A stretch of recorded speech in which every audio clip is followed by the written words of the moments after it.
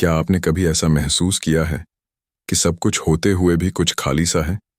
जैसे जिंदगी चल तो रही है, पर किसी दिशा के बिना, रोज काम, रोज रिश्ते, रोज भाग दौड़, लेकिन अंदर एक चुप सी आवाज है जो पूछती है, क्या यही सब कुछ है?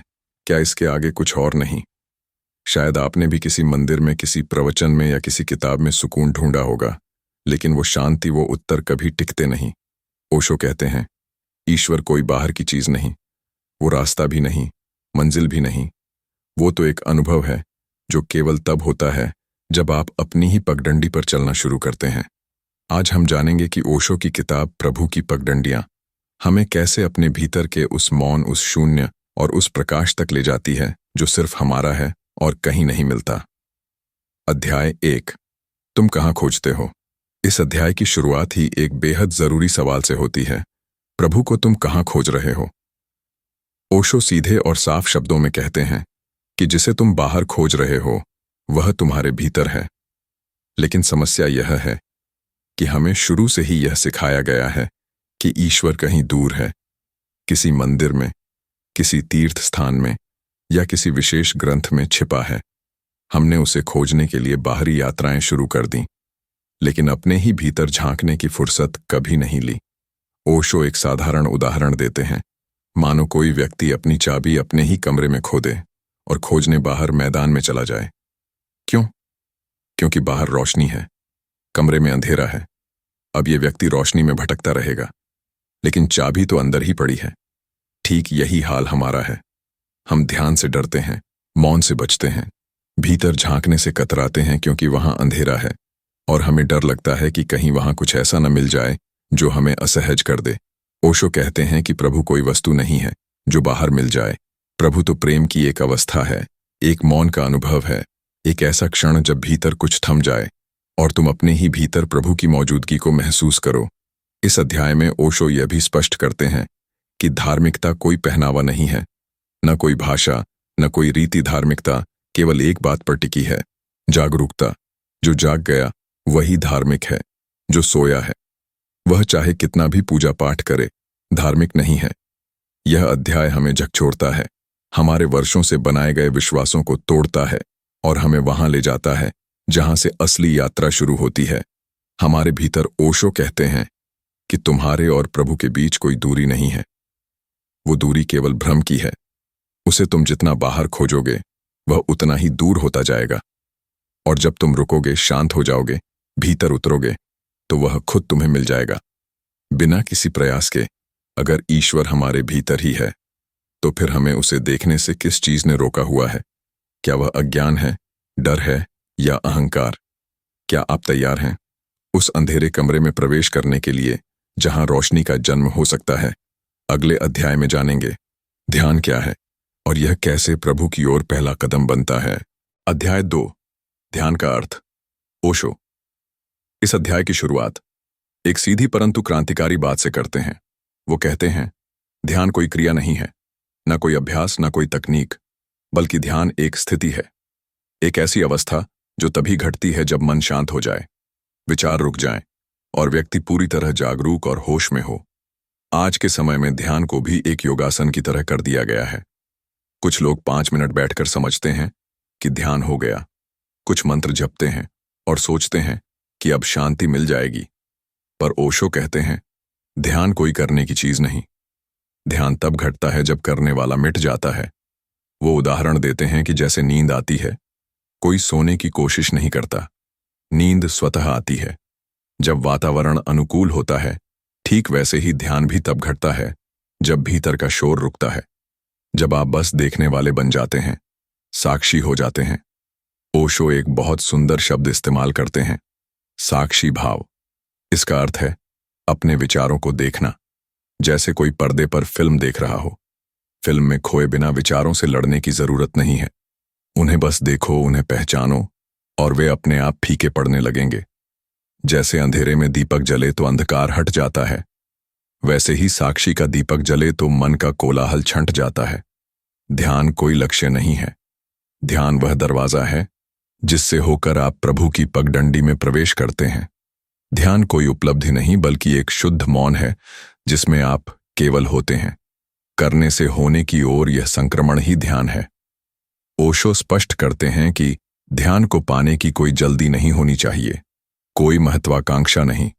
ध्यान के साथ अगर आप कुछ पाना चाहेंगे तो आप फिर से बाजार में आ गए। ध्यान तब घटता है जब आप कुछ भी पाने की इच्छा छोड़ दें, जब आप केवल अभी और यहीं में रहना शुरू कर दें। ओशो कहते हैं, जिस दिन तुम बैठकर केवल अपनी सांस को देख सको, बिना किसी विचार में उलझे, बिना कोई टिप्पणी किए, उस दिन पहली बार ध्यान की झलक तुम्हें मिलेगी और वहीं से प्रभु की पगडंडी शुरू होगी। भीतर की यात्रा, जहां कोई दिशा नहीं, कोई नक्शा नहीं, सिर्फ मौन है, सिर्फ जागरण है। अगर ध्यान कोई अभ्यास नहीं है और वह केवल तब घटता है जब मन पूरी तरह शांत हो, तो क्या हम उस अवस्था में जी पा रहे हैं, या फिर हम केवल शब्दों और विधियों में उलझे हुए हैं? क्या हम कभी एक पल के लिए भी पूर्ण मौन और पूर्ण जागरूकता में रह पाए हैं? अगले अध्याय में जानेंगे प्रेम और समर्पण का रास्ता। क्या बिना प्रेम के प्रभु मिल सकते हैं? अध्याय 3, प्रेम और समर्पण का मार्ग। इस अध्याय में ओशो एक बेहद सरल परंतु गहराई से भरा प्रश्न उठाते हैं। क्या बिना प्रेम के प्रभु तक पहुंचा जा सकता है? ओशो कहते हैं, अगर ध्यान यात्रा की शुरुआत है तो प्रेम उसका हृदय है। बिना प्रेम के ध्यान एक तकनीकी प्रक्रिया बन जाती है, सूखा, निर्जीव और कृत्रिम। प्रभु की पगडंडी कोई सूखा रास्ता नहीं, वह एक भीतर बहती प्रेम धारा है, जहां तर्क समाप्त हो जाता है और हृदय बोलने लगता है। ओशो यहां यह स्पष्ट करते हैं कि ध्यान अकेले चल सकता है, पर अगर उसमें प्रेम का रंग न हो तो वह भीतर से कोरा रह जाता है। प्रभु कोई विचार नहीं, कोई दर्शन नहीं। प्रभु एक जीवंत उपस्थिति है और उसे केवल प्रेम से ही पहचाना जा सकता है। वे प्रेम को सेतु कहते हैं, मनुष्य और ईश्वर के बीच का पुल पर। यह प्रेम कोई भावना नहीं, कोई संबंध नहीं। यह प्रेम तो एक ऐसी दशा है जहां तुम स्वयं मिट जाते हो, जहां अहंकार का अंत होता है और जो कुछ बचता है वही प्रभु से जुड़ता है। ओशो कहते हैं कि सच्चा प्रेम मांग नहीं करता, वह देना जानता है। वह स्वीकृति है, पूरे अस्तित्व की जैसा कुछ है, उसे पूरी तरह स्वीकार लेना, उसी क्षण समर्पण घटता है। समर्पण का अर्थ क्या है? ओशो समर्पण को गुलामी नहीं मानते। वे कहते हैं, समर्पण कोई बाहरी क्रिया नहीं, बल्कि भीतर की एक सहज स्थिति है, जहां आप अपने नियंत्रण की भूख छोड़ देते हैं। आप प्रभु को होने देते हैं, आप अपने भीतर की सत्ता को हटा देते हैं, और जो बचता है वही मौन, वही प्रेम, वही प्रभु है। वे उदाहरण देते हैं, जैसे कोई नदी सागर में मिलती है तो वह नदी नहीं रहती, वह सागर बन जाती है। ठीक वैसे ही जब प्रेम और समर्पण का मिलन होता है तो व्यक्ति मैं नहीं रहता, वह प्रभु का हिस्सा बन जाता है। ओशो कहते हैं, प्रेम ही वह आंख है जिससे तुम प्रभु को देख सकते हो, ध्यान वह शरीर है जिससे तुम चल सकते हो, और समर्पण वह अंतिम छलांग है जिससे तुम खो जाते हो, और वही खोना असली पाना है। अगर प्रेम और समर्पण ही प्रभु तक पहुंचने का वास्तविक मार्ग है, तो क्या हम सच में किसी से बिना शर्त प्रेम कर पाए हैं? क्या हम कभी खुद को पूरी तरह समर्पित कर पाए हैं, या हमेशा कुछ पकड़ कर रखे हैं? अपने नियंत्रण, अपनी शर्तें, अपनी अपेक्षाएं अगले अध्याय में जानेंगे। अहंकार की मौत, वह दीवार जो हमें प्रभु से अलग करती है। अध्याय 4, अहंकार की मौत। ओशो। इस अध्याय की शुरुआत एक कड़वे लेकिन बेहद जरूरी सत्य से करते हैं। वे कहते हैं, तुम्हें प्रभु से कोई नहीं रोक रहा सिवाय तुम्हारे अपने अहंकार के। ये अहंकार क्या है? ओशो इसे कोई शाब्दिक या मनोवैज्ञानिक परिभाषा नहीं देते, बल्कि इसे एक गहराई से जमी हुई झूठी पहचान कहते हैं। अहंकार यानी वो मैं जिसे हमने दूसरों की आंखों में देख देख कर बनाया है, जो हमने अपने विचारों, अपनी उपलब्धियों, अपने नाम और प्रतिष्ठा से गढ़ा है। पर ओशो साफ कहते हैं, यह मैं असली नहीं है, यह नकली आवरण है, और जब तक यह बना रहेगा प्रभु तक पहुंचना असंभव है। वे उदाहरण देते हैं, मान लो एक पात्र पूरी तरह भरा हुआ हो तो उसमें कुछ नया कैसे डाला जा सकता है? ठीक वैसे ही जब तक तुम अपने मैं से भरे हो तब तक ईश्वर उसमें उतर ही नहीं सकता। ओशो कहते हैं कि अहंकार व्यक्ति को अलग करता है। वह कहता है, मैं अलग हूं, मैं श्रेष्ठ हूं, मैं जानता हूं, जबकि प्रभु का मार्ग यह कहता है, मैं कुछ नहीं हूं, मैं नहीं जानता, मैं खाली हूं। इसीलिए जब तक तुम जानने का भ्रम पाले हो, प्रभु से मिलन नहीं हो सकता। ओशो इस अध्याय में यह भी कहते हैं कि अहंकार धर्म का रूप भी ले सकता है। कोई यह कहकर अहंकार पाल सकता है कि मैं बहुत धार्मिक हूं, मैं दूसरों से बेहतर साधक हूं, इसलिए केवल सांस रोकना, ध्यान करना या ग्रंथों का ज्ञान रख लेना कभी भी अहंकार को समाप्त नहीं करता, बल्कि कई बार उसे और गहराई देता है। अहंकार की मौत कैसे हो? ओशो इसके लिए कोई विशेष साधना नहीं बताते। वे कहते हैं, केवल जागो, हर क्षण, हर विचार, हर प्रतिक्रिया को देखो और देखो कि उसमें मैं कहां छिपा है। यह देखना ही शुरुआत है।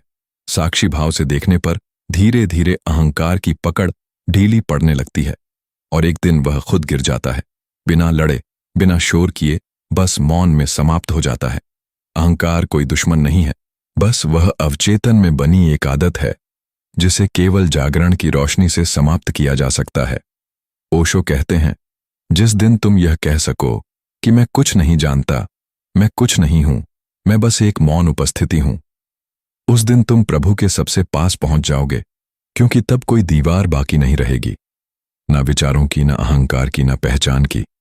बस एक निर्विकार मौन बचेगा जहां प्रभु खुद प्रकट होता है। अगर अहंकार ही सबसे बड़ी दीवार है, तो क्या हम सच में उसे पहचान पाए हैं? क्या हम जो कुछ भी हैं, जो खुद को समझते हैं, क्या वह केवल अहंकार का ही दूसरा रूप है? और अगर सब कुछ छोड़ दें तो क्या बचेगा? क्या वो बचा हुआ ही प्रभु है? अगले अध्याय में जानेंगे मौन का रहस्य क्या प्रभु शब्दों में मिलता है या शांति में। अध्याय 5, मौन का रहस्य। ओशो इस अध्याय की शुरुआत एक साधारण लेकिन गहरी बात से करते हैं। प्रभु शब्दों में नहीं मिलता, प्रभु शांति में घटता है, मौन में उतरता है। आज तक हमने प्रभु को समझने की कोशिश हमेशा शब्दों के जरिए की है, किसी धर्मग्रंथ से, किसी प्रवचन से या किसी गुरु के वचन से। पर ओशो कहते हैं, जहां शब्द शुरू होते हैं वहीं से परमात्मा छूट जाता है। शब्द केवल संकेत हैं, इशारे हैं, वास्तविकता नहीं। जैसे कोई चंद्रमा की ओर इशारा कर रहा हो तो बुद्धिमान व्यक्ति उंगली नहीं देखता, चंद्रमा को देखता है। लेकिन हम क्या करते हैं? उंगली पकड़ लेते हैं और उसी में उलझे रह जाते हैं। ओशो स्पष्ट करते हैं कि मौन का अर्थ चुप रहना नहीं है। यह कोई जबरन थोपी गई चुप्पी नहीं, बल्कि एक ऐसी भीतर की गहराई है जहां विचार रुक जाते हैं, मन थम जाता है और केवल जागरूक उपस्थिति बचती है। जब भीतर कोई शोर नहीं होता, कोई विचार नहीं चलता, कोई पहचान नहीं रहती, तब जो बचता है वही मौन है और उसी मौन में प्रभु की धड़कन सुनाई देती है।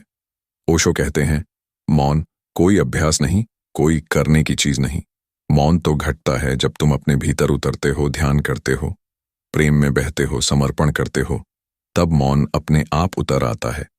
जैसे रात में चुपचाप ओस की बूंद गिरती है, वैसे ही मौन गिरता है, धीरे से, बिना आवाज किए, और उसी में प्रभु का आभास होता है। मौन और प्रभु में फर्क नहीं। ओशो कहते हैं, मौन प्रभु नहीं है, मौन ही प्रभु है। जो मौन को पा लेता है वह प्रभु को पा लेता है, क्योंकि मौन में ही चेतना की शुद्ध तरंगें उठती हैं जो हमें अस्तित्व से जोड़ती हैं।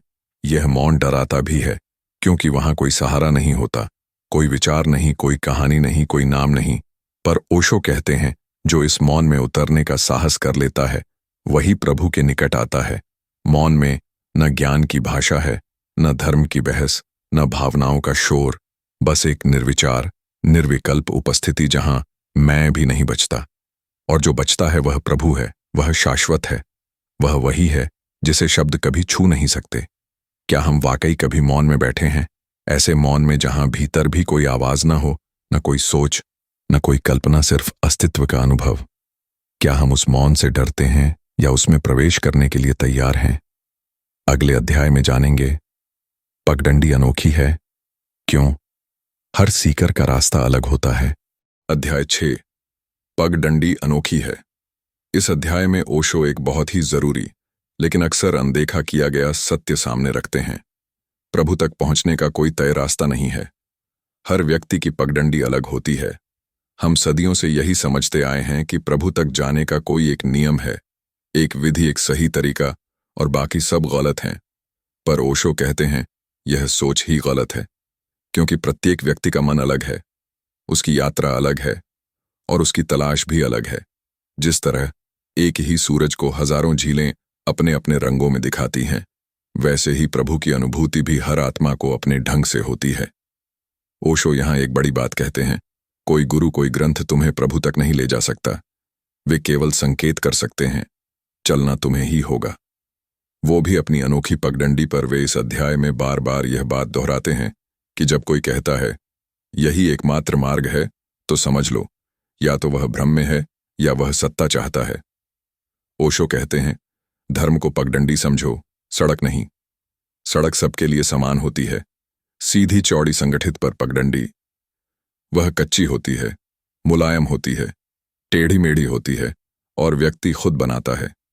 चलते चलते वे यह भी कहते हैं कि तुम्हें अपने भीतर की आवाज को सुनना होगा, क्योंकि वही तुम्हारी सच्ची मार्गदर्शक है। अगर तुम दूसरों के नक्शों पर चलोगे तो हो सकता है तुम कभी अपनी मंजिल पर ना पहुंच पाओ। धार्मिक स्वतंत्रता का अर्थ क्या है? ओशो इसे बहुत गंभीरता से लेते हैं।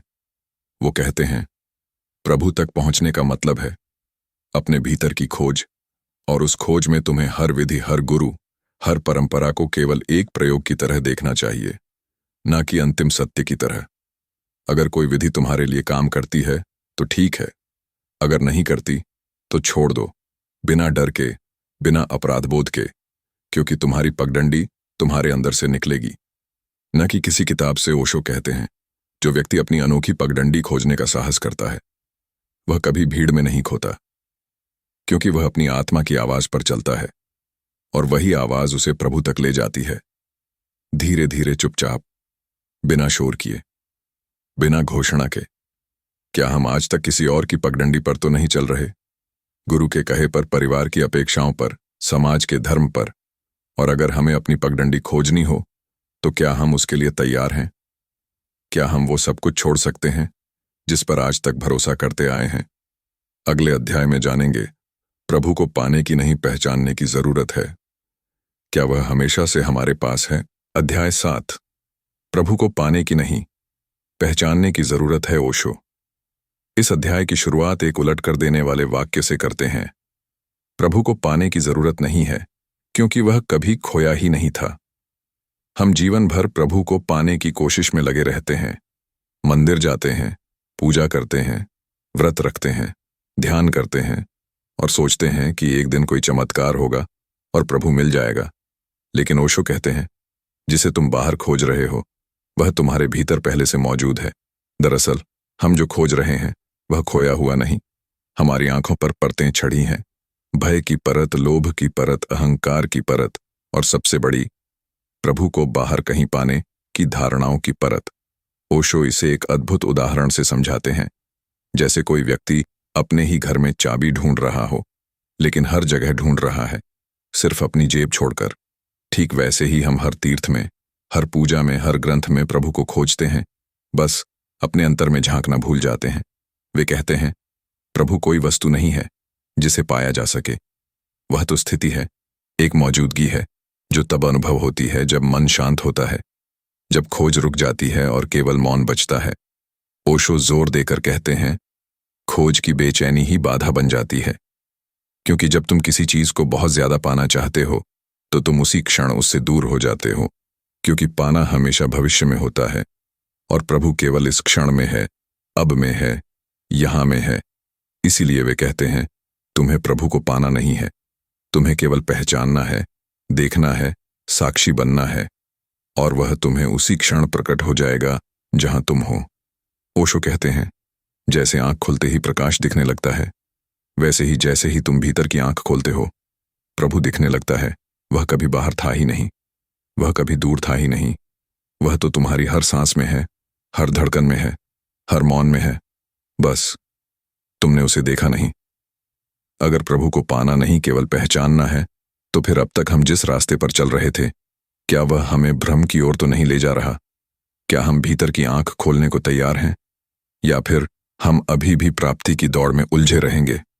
अगले अध्याय में जानेंगे, विश्वास बनाम अनुभव। क्या दूसरों के विश्वास से प्रभु को जाना जा सकता है? अध्याय 8, विश्वास बनाम अनुभव। ओशो इस अध्याय की शुरुआत एक बेहद सीधी लेकिन जोरदार बात से करते हैं, प्रभु को जानने के लिए विश्वास नहीं, अनुभव चाहिए। वे कहते हैं, विश्वास एक उधार ली हुई चीज है। कोई और कहे प्रभु है, आत्मा है, मुक्ति है, तो हम मान लेते हैं और उसी माने हुए सत्य के सहारे पूरी जिंदगी जी डालते हैं। पर ओशो चेतावनी देते हैं, जिसे तुमने स्वयं नहीं जाना वह तुम्हारा सत्य नहीं है। वह केवल एक धारणा है, एक कल्पना है, या फिर सिर्फ सुनी सुनाई बात है। वे कहते हैं तुम्हें बचपन से सिखाया गया ईश्वर है, गुरु है, धर्म है, पाप है, पुण्य है, और तुमने मान लिया बिना सवाल पूछे, बिना भीतर देखे, बिना अनुभव किए। ओशो कहते हैं यही सबसे बड़ा धोखा है, क्योंकि विश्वास व्यक्ति को मुक्त नहीं करता, वह उसे और जकड़ देता है, क्योंकि वह दूसरों की आंखों से देखता है, अपने भीतर नहीं। अनुभव क्या है? ओशो अनुभव को किसी चमत्कार या अद्भुत घटना से नहीं जोड़ते। वे कहते हैं अनुभव का अर्थ है खुद उतरना, खुद देखना, खुद महसूस करना। प्रभु के बारे में पढ़ना आसान है, सुनना आसान है, पर उन्हें भीतर महसूस करना तब आता है जब तुम अपने अंदर उतरते हो। मौन में, ध्यान में, अहंकार रहित अवस्था में ओशो एक उदाहरण देते हैं। जैसे किसी ने आम खाया है, वह तुम्हें आम का स्वाद समझा सकता है, पर जब तक तुम खुद न खाओ तब तक स्वाद केवल शब्द है। ठीक वैसे ही प्रभु केवल एक शब्द रहेगा जब तक तुम उसका अनुभव न करो। वे इस अध्याय में यह भी स्पष्ट करते हैं विश्वास की सबसे बड़ी कमी यह है कि वह सवालों को मार देता है, और सवाल वही हैं जो तुम्हें भीतर ले जा सकते हैं, जो तुम्हें खोज की ओर धकेलते हैं। अनुभव एक विद्रोह है, क्योंकि जब तुम अनुभव करते हो तो तुम्हारा सारा झूठ, सारे उधार लिए गए विचार टूट जाते हैं, और तब प्रभु नए रूप में, जीवंत रूप में प्रत्यक्ष प्रकट होता है। ओशो कहते हैं अगर तुम्हें वाकई जानना है तो किसी पर भरोसा मत करो, ना ओशो पर, न वेदों पर, न किसी गुरु पर, बल्कि केवल अपने अनुभव पर भरोसा करो, क्योंकि अंततः प्रभु से तुम्हारा संबंध सीधा और व्यक्तिगत होना चाहिए, बिना किसी मध्यस्थ के, बिना किसी डर के, बिना किसी धारणा के। अगर विश्वास पर्याप्त नहीं तो क्या हम अनुभव के लिए तैयार हैं? क्या हम उन सब चीजों को छोड़ सकते हैं जिन्हें अब तक सत्य मानते आए थे? और क्या हम भीतर की उस अग्नि को जलने देंगे जो सच में हमें प्रभु के अनुभव तक ले जाए? अगले अध्याय में जानेंगे समर्पण का अर्थ, क्या हार जाना ही प्रभु को पा जाना है? अध्याय 9, समर्पण का अर्थ। ओशो इस अध्याय की शुरुआत एक अत्यंत गहरी पंक्ति से करते हैं, प्रभु को पाने के लिए जीतनी नहीं, हारनी पड़ती है। हम जीवन भर जीतने की कोशिश करते हैं, जीवन में, धर्म में, प्रेम में, यहां तक कि प्रभु को भी पाने की होड़ में लग जाते हैं। लेकिन ओशो हमें झकझोरते हैं, जहां तुम जीतते हो वहां तुम ही रह जाते हो, जहां तुम हारते हो वहीं प्रभु प्रकट होता है। ओशो के अनुसार समर्पण का अर्थ है मैं का अंत, न कि झुक जाना, न किसी के अधीन हो जाना, बल्कि अहंकार का विसर्जन। तुम जब तक हो प्रभु नहीं हो सकता, और जब तुम नहीं हो तो प्रभु ही प्रभु है। वे कहते हैं हम परमात्मा से संबंध चाहते हैं, लेकिन उसे अपने नियमों पर, अपने ढंग से, अपनी भाषा में, और यही सबसे बड़ी रुकावट है। समर्पण का मतलब है अपने सारे नियम गिरा देना, भीतर एक पूरी खाली जगह बना देना, जहां कोई आकांक्षा ना बचे, ना पाने की, ना बचने की, ना बनने की। ओशो बार बार कहते हैं अहंकार ही है जो हमें प्रभु से दूर किए हुए है। हम कहें मैं ध्यान कर रहा हूं, मैं साधना कर रहा हूं, मैं अनुभव कर रहा हूं, तो भी मैं बीच में बना ही रहता है, और जहां मैं है वहां प्रभु नहीं। समर्पण में व्यक्ति एकदम नग्न हो जाता है, अंदर से बिल्कुल असुरक्षित, बिना किसी रक्षा कवच के, बिना किसी योजना के, बिना किसी ख्वाहिश के। यह डरावना भी है, क्योंकि इसमें कोई आधार नहीं होता। लेकिन ओशो कहते हैं इसी डर के पार प्रभु की झलक है। क्या समर्पण किसी गुरु के आगे झुकना है? ओशो इसका उत्तर साफ करते हैं नहीं, समर्पण किसी व्यक्ति के सामने नहीं, अस्तित्व के सामने होता है, प्रकृति के सामने, उस मौन के सामने जो तुम्हारे भीतर भी है और बाहर भी। समर्पण कोई क्रिया नहीं, कोई धार्मिक अभ्यास नहीं, बल्कि एक अंतिम बिंदु है जहां जाकर खोजी कहता है अब मैं कुछ नहीं चाहता, जो है वही ठीक है, मैं हूं ही नहीं। और इसी बिंदु पर वही घटता है जिसे शब्दों में नहीं कहा जा सकता। ओशो कहते हैं प्रभु को पाने का मार्ग साहसिक नहीं, संपूर्ण आत्मविसर्जन है। जो व्यक्ति यह साहस कर पाता है कि वह सब कुछ छोड़ दे, यहां तक कि प्रभु को पाने की आकांक्षा भी, उसके भीतर कुछ टूटता नहीं, कुछ खिलता है, कुछ नया जन्म लेता है। और वही प्रभु का प्रथम स्पर्श होता है। क्या हम वाकई तैयार हैं अपने पूरे अस्तित्व को प्रभु के सामने गिरा देने के लिए? क्या हम सिर्फ जानना नहीं बल्कि मिट जाना चाहते हैं? क्या हमारी खोज अब प्राप्त करने से गायब होने तक पहुंच चुकी है? अगले अध्याय में जानेंगे मृत्यु का रहस्य। क्या मरना ही वास्तव में जीना है? अध्याय 10, मृत्यु का रहस्य। ओशो इस अध्याय की शुरुआत एक चौंकाने वाले लेकिन गहराई से भरे वाक्य से करते हैं, जो मर नहीं सकता वह कभी जी भी नहीं सकता। हम जीवन भर मृत्यु से डरते हैं। हम सोचते हैं मृत्यु का मतलब है अंत, शून्यता, अंधेरा। लेकिन ओशो हमें एक बिल्कुल उल्टी दिशा में ले जाते हैं। वे कहते हैं मृत्यु अंत नहीं है, मृत्यु द्वार है।